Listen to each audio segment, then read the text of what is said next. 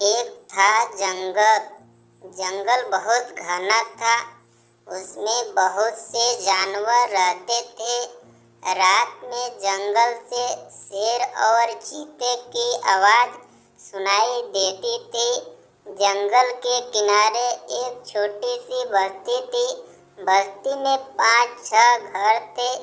बस्ती के लोग गरीब थे। जंगल से लकड़ी काट कर अपना पेट भरते थे। गांव के लोगों में बड़ी एकता थी। लोग एक दूसरे की मदद करते थे। गांव में एक थे वैद्य जी। वैद्य जी का घर घास फूस से बना था। घर में बांस का दरवाजा था। घर में बाहर से खूब हवा आती थी। वैद्य जी की कोई बूढ़े नहीं थे, किंतु देखने में काफी बूढ़े दिखाई देते थे। गांव के लोग उनको बहुत मानते थे। हर आदमी के काम में वे हाथ बढ़ाते थे। सारा गांव उनकी प्रशंसा करता था। वैद्य जी जंगल से जड़ी बूटी लाते थे, उसे दूसरे गांवों में बेचते थे। गांव बहुत दूर दूर थे। वे बहुत रात होने पर घर आते थे। जड़ी बूटी से बहुत से लोग अच्छे हो चुके थे। वहाँ कोई डॉक्टर नहीं था। वैद्य जी को ही लोग अपना डॉक्टर मानते थे। वैद्य जी को एक लड़की थी, उसका नाम था शीला। वह बड़ी ही बुद्धिमान थी। वह अपने पिता के हर काम को बहुत अच्छी तरह करती थी। जाड़े का दिन था, बारिश हो रही थी। बारिश के कारण काफी ठंड हो गई थी।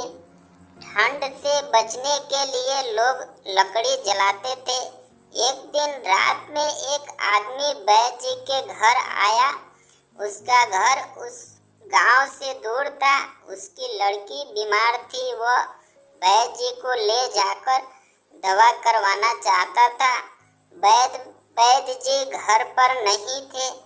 आदमी बैठा रहा। उस दिन वैद्य जी बहुत देर से घर लौटे।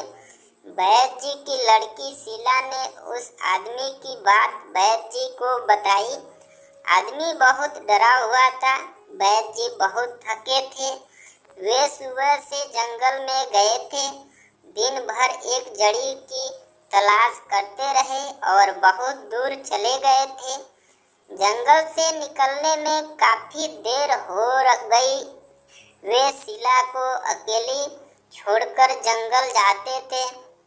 वैद्य जी बीमार लड़की को देखने के लिए जाने को तैयार हो गए, पर वे शीला को इतनी रात गए अकेला छोड़कर नहीं जाना चाहते थे।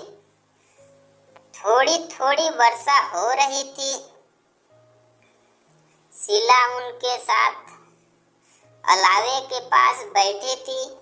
वह बहुत कोमल स्वभाव की थी। उस लड़की की बीमारी से वह काफी चिंतित थी। उसने अपने पिता से जाने को कहा। वह रात में अकेले रहने के लिए तैयार हो गई। वैद्य जी बीमार लड़की को देखने चले गए। शीला मोटी मोटी लकड़ी जलाकर उसके पास बैठ गई। वह अपने पिता के आने का इंतजार कर रही थी। रात काफी हो गई थी। जंगल से साई साई की आवाज आ रही थी। जंगल में एक बूढ़ा शेर था। वह बहुत ही खूंखार था। वह जंगल में चारों ओर घूमता था। रात में उसकी दहाड़ बहुत दूर तक सुनाई देती थी। कभी कभी वह गांव के पास भी आ जाता। गांव के लोगों उससे बहुत डरते थे। हर आदमी उससे परेशान था। उस दिन बारिश से वह बूढ़ा शेर भीग गया था। शेर को कुछ दूर पर रोशनी दिखाई दी। उसे काफी ठंड लग रही थी। वह उस रोशनी की ओर बढ़ने लगा। ज्यों-ज्यों वह आगे बढ़ता था, उससे गर्माहट महसूस होती थी। वह धीरे धीरे उस अलाव के पास आ गया जहाँ शीला बैठी थी।